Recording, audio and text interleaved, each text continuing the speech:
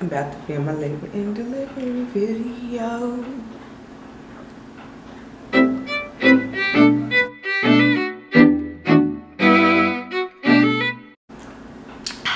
Okay. Hi guys. So I'm finally able to sit down and do my labor and delivery video. Well, really not labor because I had a C-section, but I had a little bit of labor. But you know what I'm saying. My birth, I guess, sit down talk about when I had my baby boy. And if you can hear like a rocking noise, it's because he is right over here in his swing. I will show y'all him later. But yes, let's just go ahead and jump right into it. So it's been about 2 months since I had my son, but let me just walk you through the process and what happened and how it all went down.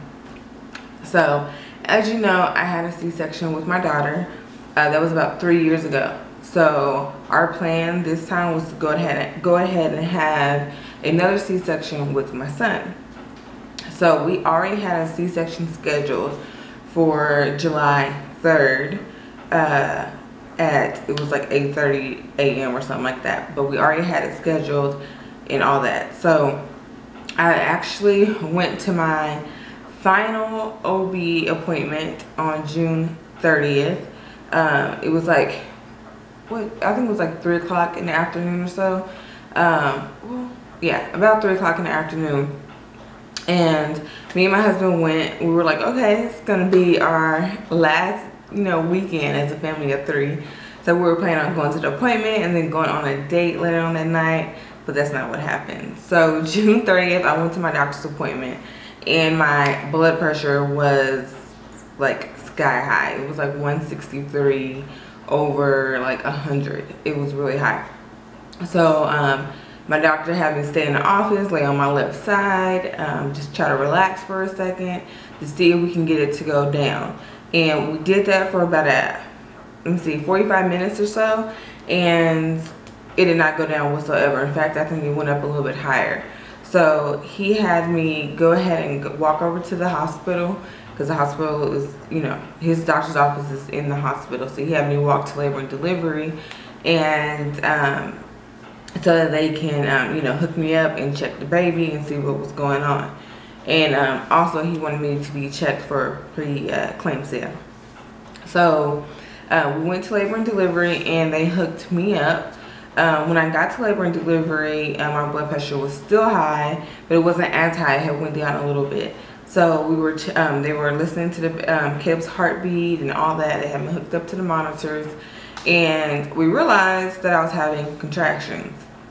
Now, I did not feel any of these contractions. I didn't feel anything, but it showed that my contractions were coming, pretty often. I think they were like maybe 6 or 7 minutes apart. They just weren't very strong, but they were there. They were strong enough to make some dents in the little thing, in a little monitor. But I'm sorry if I'm looking over here. But anyways, so yeah, it was making some little dents in the monitor. So we had, okay, so when we went there, it had little dents in the monitor, and they were monitoring my blood pressure. They were taking my blood pressure every 5 minutes, and they had me laying on my, left side. I also did a urine test so they can test, I guess, the protein in my urine or whatever, and check me for preeclampsia or whatever. So the test results came back, and it did show that I was starting to develop preeclampsia.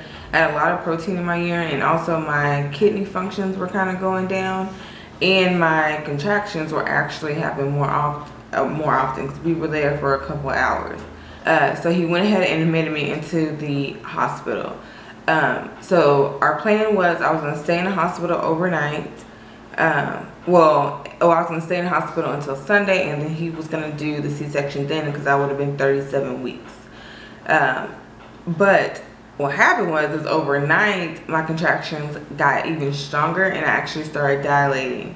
So in the morning, another doctor that he works with came in, and I was telling them that the contractions were actually starting to hurt a little. Well, not a little, they were actually starting to hurt. So like not hurt to where I feel like I needed medicine, but they were hurting to where I was super uncomfortable. So the doctor had checked me, and this was maybe at like 7 o'clock in the morning. He had checked me, and he said I was 100% E-face. I guess I think that means that the baby was like in the birth canal and facing up. Don't quote me, I don't know, I could be wrong. And that I was about 2 to 3 centimeters dilated. So he went ahead and called my OB, my doctor, and my doctor came up there, and my doctor was like, you know what, we're just gonna go ahead and do the C-section because I don't want to risk you doing a vaginal birth because of what happened with my daughter. He decided we were gonna go ahead and do the C-section. I was 36 weeks and 6 days. Now, our estimate is that our son was gonna be 6 pounds because, you know, he was coming a couple weeks early. So we thought he was gonna be about 6 pounds. I hadn't gained too much weight, but the last 2 weeks I gained a lot of weight. But we figured that was just a whole bunch of fluid because I was really swollen. So yeah, so we got prepped for a C-section. I did the spinal tap, and in the spinal tap it has morphine in it, which I am allergic to. But the side effects when I've had morphine in the past has just been, you know, kind of like a little rash where they insert it. So I was like, you know what, I was on morphine. So I decided to go ahead and take the morphine and deal with the rash that I thought I was gonna get. So they did the spinal tap. It took them a couple of tries because I was super uncomfortable. You had to like lean over, and my stomach was so big I couldn't breathe. It was just super, I feel like it hurt a lot more this time than it did with Amaya. I don't know, it was because with Amaya I was like full blown having contractions. I was 10 centimeters dilated. Like that was a lot more painful than my little contractions I was having with Caleb. So I was like, I could actually feel it, and it took the lady like, well, first I think a guy did it and he couldn't do it. So another lady came, and it took her 2 times to get it to work. But when they do get it to work, I mean, it like kicks in like instantly. So as soon as they got the spinal tap in, they laid me down on this little table, and instantly I couldn't feel anything from like my chest down.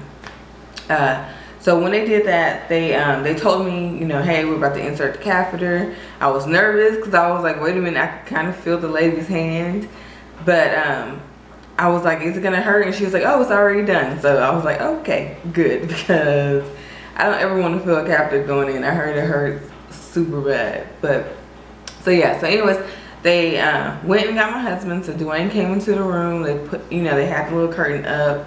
Dwayne definitely did not want to see anything, so he was like walking in like this. And he came and he sat next to me, and then my doctor was like, okay, we're gonna go ahead and get started. It really didn't take that long until we got to the part where I could feel them, like I could feel the pressure of them like trying to push on my stomach to try to get the baby out. And so at first I could feel, you know, my doctor, he was like, okay, I might need a little help, this, you know, the baby, Caleb was kind of wiggling around. So we actually had another doctor in there with us, and then another doctor that was doing, they asked me if another doctor who was doing his residency could come and watch as well. So they were all in there. I don't mind, you know, whatever. Like when you have a baby, everybody sees you. It doesn't even matter at that point in time. So all 3 of them were like pushing on my stomach, and all of a sudden I hear the doctor say, oh my gosh, this baby has so much hair. And then like right afterwards he was like, oh my god, this is definitely not a 6-pound baby. So he pulls Caleb out. Of course Caleb just starts crying, this beautiful little cry, and they're like, oh my gosh, he is a big boy. And so they like kind of raised him up so we could see him, and then the nurse took him and like was like, okay, let me, you know, wipe him off or whatever, and then, you know, y'all can hold him. So they weighed him, and he was 8 pounds 9 ounces, and the doctor was like, oh my gosh, I was so wrong. So anyways, he came out, he was screaming, he was 21 inches long, and he was just so adorable. So yeah, so Dwayne held him first for a little bit while they were, why didn't I hold him first? I don't know why I didn't hold him first. Well, Dwayne held him first.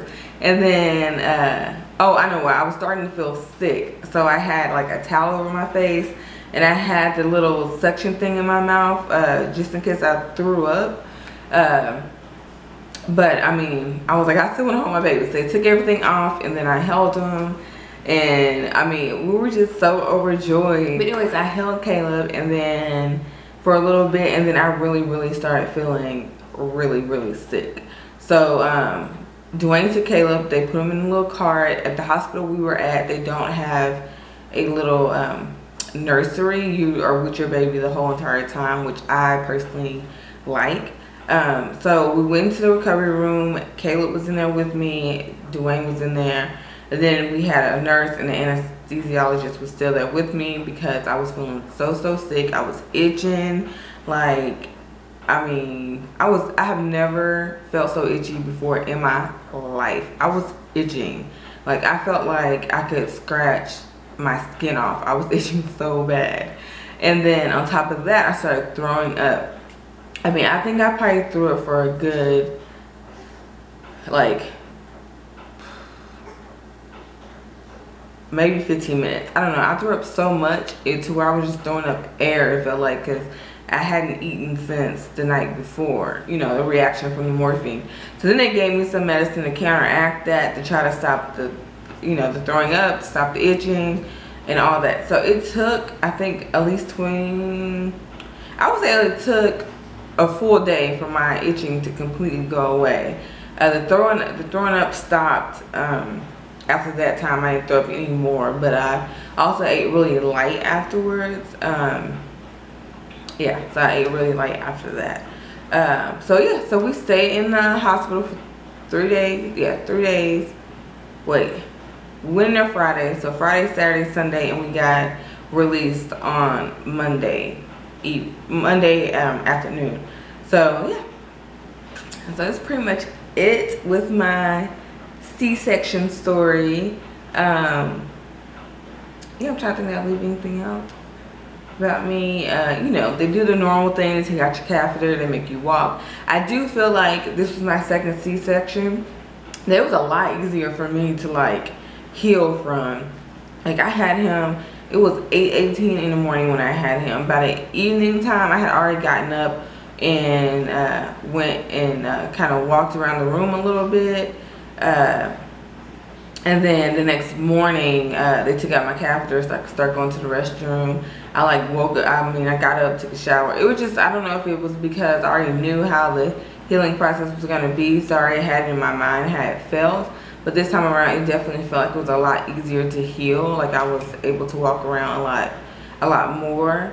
So this is my story about my labor and delivery with my second C-section with my little boy. Yeah, oh, he's sleeping, I think. Let me see if he's asleep. If he's asleep, I'm not gonna bring him. But if he's up, I'll show him to y'all. All right, y'all, so this is baby Caleb. Say hi, guys. I'm Caleb.